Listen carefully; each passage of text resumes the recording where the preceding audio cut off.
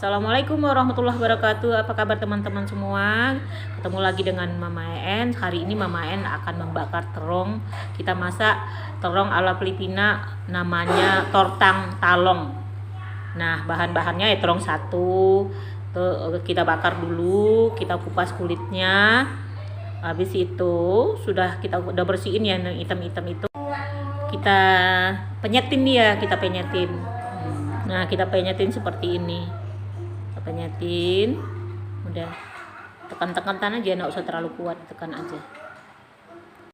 Nah, sekarang kita siapkan telur 3 butir, kita kasih garam seujung gitu, seperti itu. Tambah lagi 1 sendok lagi.